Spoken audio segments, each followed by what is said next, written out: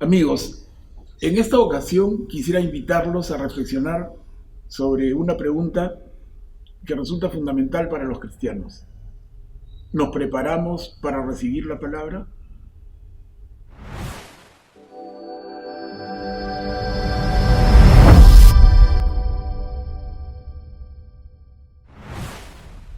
En la sesión anterior analizamos cómo Mateo organizó su aproximación a la buena noticia de Jesús a través de 5 grandes discursos.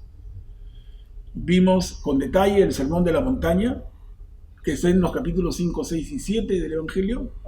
Luego hablamos de la labor misionera, capítulo 10, las 7 parábolas del reino, capítulo 13, la vida comunitaria en la iglesia, capítulo 18, y el mensaje escatológico, que va de los capítulos 23 al 25. Hoy quisiera detenerme en el tercer discurso, que como adelantamos trata de las 7 parábolas del reino. Esto está en el Evangelio según Mateo, todo el capítulo 13. Y las 7 parábolas que ya vimos son la parábola del sembrador, la parábola de la cizaña, la del grano de mostaza, la del fermento, la del tesoro, la de la perla y la de la red.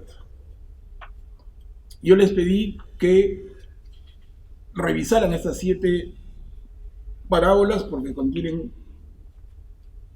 enseñanzas fundamentales. Quisiera detenerme con ustedes y para responder a la pregunta que nos hemos hecho, ¿nos preparamos para recibir la palabra? Quisiera detenerme en la parábola del sembrador. Y dice así: el sembrador salió a sembrar. Al esparcir las semillas, algunas cayeron al borde del camino y los pájaros las comieron. Otras cayeron en terreno pedregoso donde no había mucha tierra y brotaron enseguida porque la tierra era poco profunda. Pero cuando salió el sol se quemaron y por falta de raíz se secaron. Otras cayeron entre espinas y estas al crecer las ahogaron. Otras cayeron en tierra buena y dieron fruto, unas 100, otras 60, otras 30 por uno. Queridos hermanos, ¿qué nos dice esta parábola? ¿Nos dice algo a nosotros hoy, cristianos del siglo XXI? ¿O son palabras de una parábola que tiene una antigüedad bastante larga? Del primer siglo al siglo XXI han pasado 20 siglos. ¿Todavía nos dice algo? ¿Nos lleva a alguna reflexión? Y quizá lo más importante, ¿nos compromete a algo? Yo quiero invitarlos a reflexionar con mucha calma, revisar esta parábola con el mayor detalle. El sembrador salió a sembrar. Y la primera reflexión, el sembrador, ¿quién es? Claramente es Jesús. Y salió a sembrar. ¿Y cuál es la semilla que Jesús esparce? Es su palabra. ¿Y dónde encontramos la palabra? En el Evangelio, en el Nuevo Testamento y en general en la Biblia. Entonces nos ubicamos. El sembrador salió a sembrar.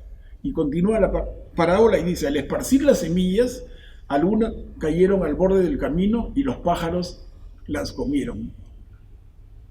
Se entiende esto, ¿no? El sembrador esparce la semilla de un pequeño bolso que tiene a la cintura y algunas caen fuera del terreno, caen sobre los bordes del camino y los pájaros las comieron.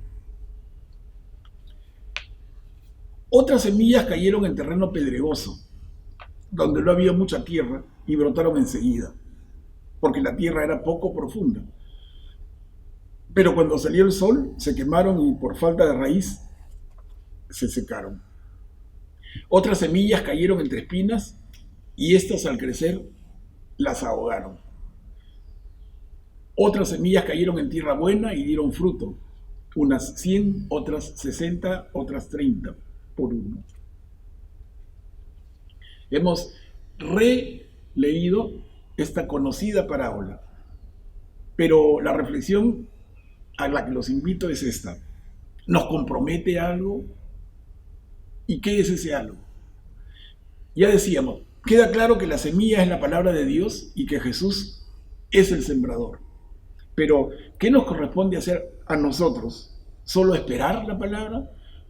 Es decir, ¿cuál es la actitud que nosotros tenemos que tener en estas circunstancias? El sembrador, Jesús, viene y esparce la semilla, viene y nos regala con su palabra. ¿Y qué nos corresponde a nosotros? Simplemente la actitud pasiva, esperar. ¿Y qué pasa si pensamos que nuestro corazón es la tierra sobre la que cae la semilla? Y entonces, mirándolo así, cada uno de nosotros tiene una gran responsabilidad.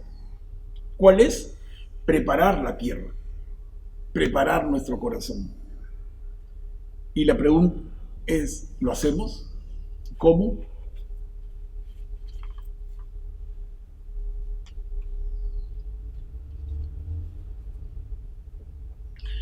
Amigos, los invito a reflexionar sobre esto. Resulta fundamental. ¿Nos preparamos para recibir la palabra? Repito, no es asumir la actitud pasiva de esperar simplemente. ¿Cuál es la actitud proactiva del cristiano?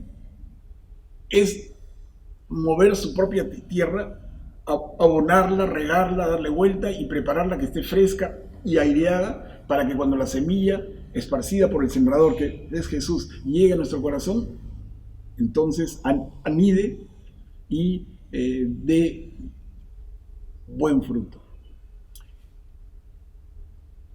Con esto los invito a la próxima sesión en que nos plantearemos el tema: ¿debemos contentarnos con lo que somos?